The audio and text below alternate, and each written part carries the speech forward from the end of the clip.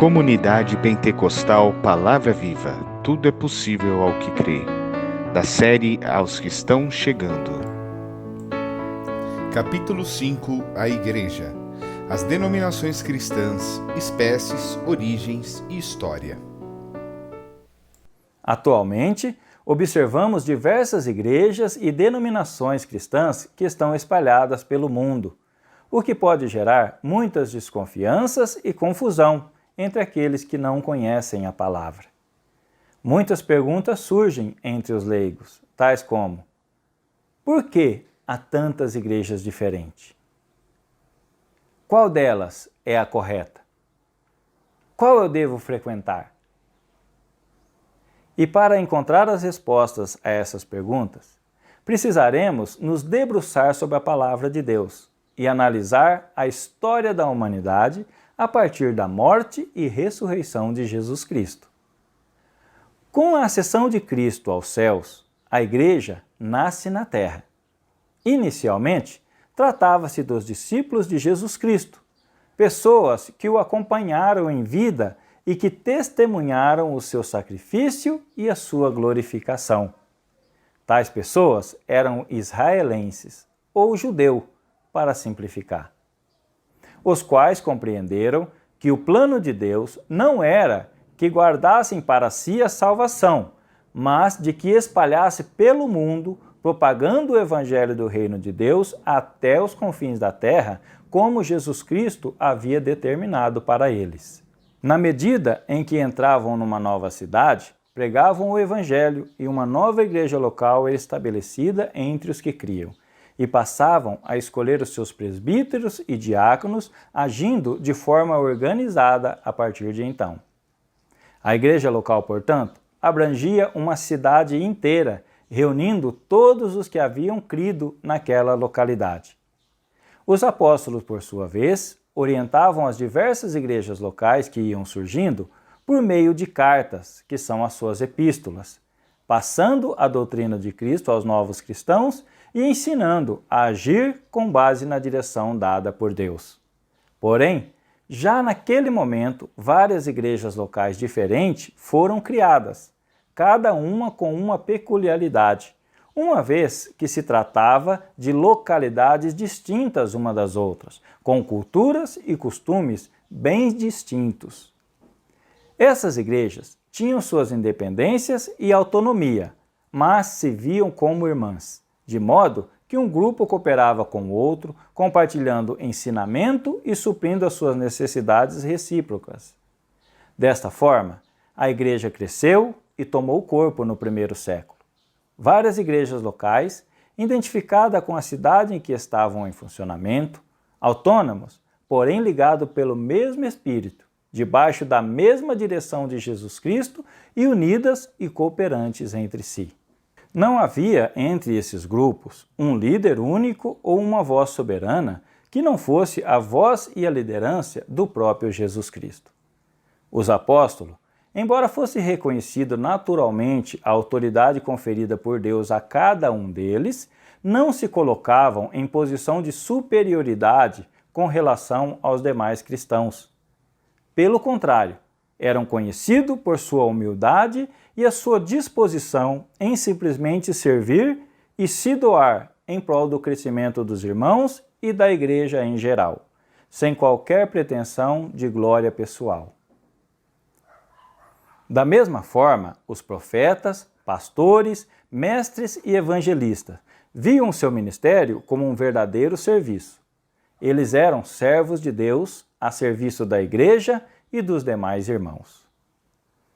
No entanto, no século IV da era atual, por diversas questões políticas e sociais, o Império Romano, através do imperador Constantino, que antes perseguia a igreja cristã, decidiu colocar a igreja sob o controle do império, interferindo a partir de então em toda a sua organização. Criou-se assim a Igreja Católica Apostólica Romana, que centralizava em si tudo o que dizia respeito a Deus. Com isso, a liberdade das igrejas locais foram restringidas e todos agora estavam submissos a uma única instituição e a um único líder humano, o Papa.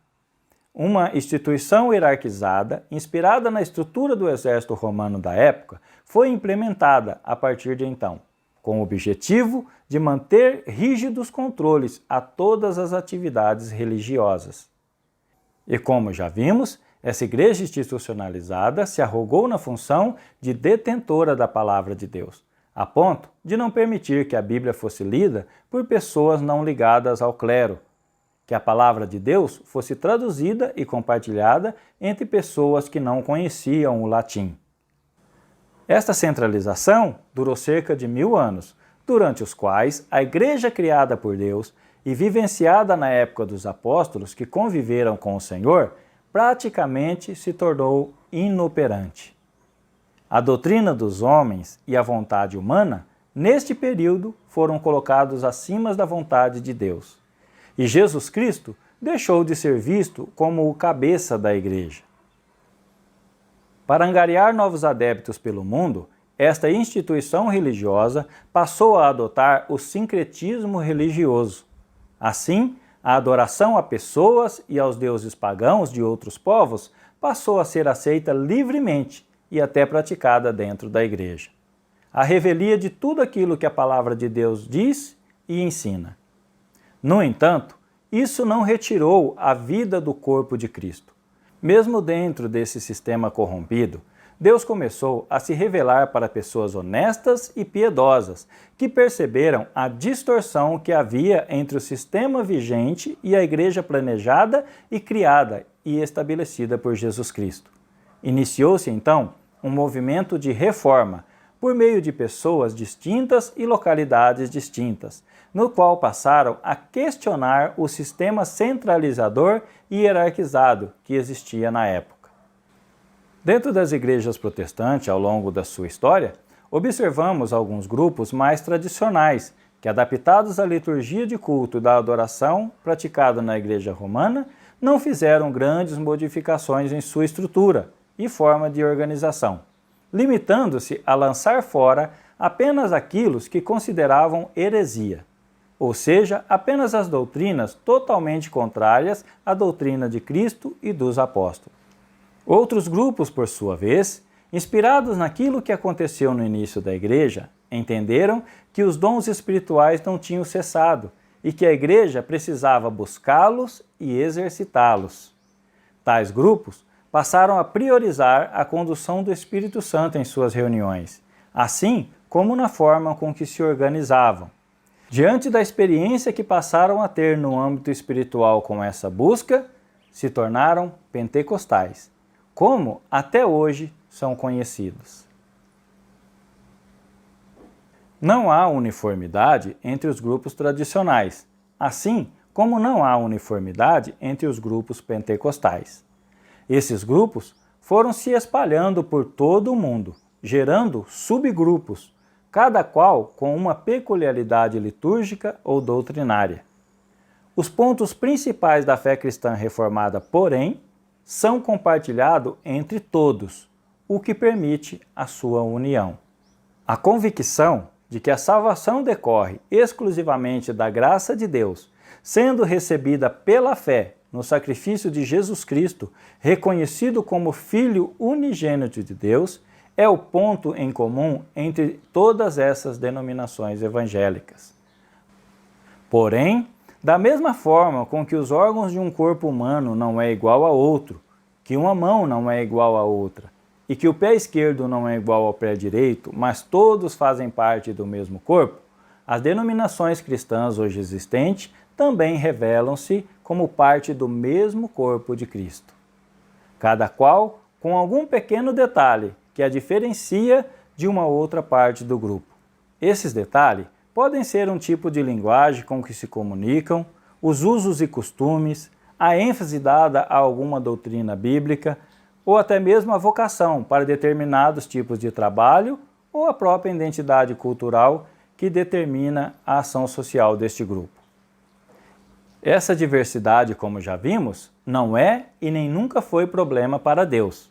Pelo contrário, essa diversidade revela ao mundo a multiforme graça de Deus, capaz de atingir pessoas tão diferentes, que, preservando a sua identidade, fazem parte do mesmo povo e se veem como integrantes da mesma família.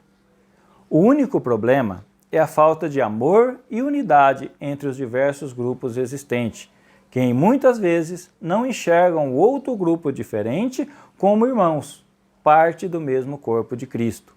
E isto fere o coração de Deus.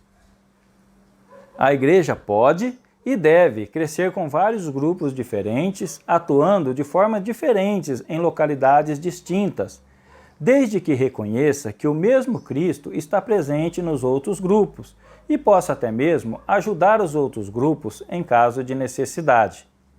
A unidade na diversidade é o segredo para que a igreja atinja o seu objetivo e reflita Jesus Cristo para aqueles que estão em trevas. Com isso, Deus dá a cada pessoa o privilégio de integrar parte do seu corpo, na qual ela melhor se encaixe e onde funcionará de forma plena e eficaz, recebendo e transmitindo a vida que vem do sangue de Jesus Cristo. Eu sou o pastor Paulo Lisboa e nos vemos no próximo vídeo.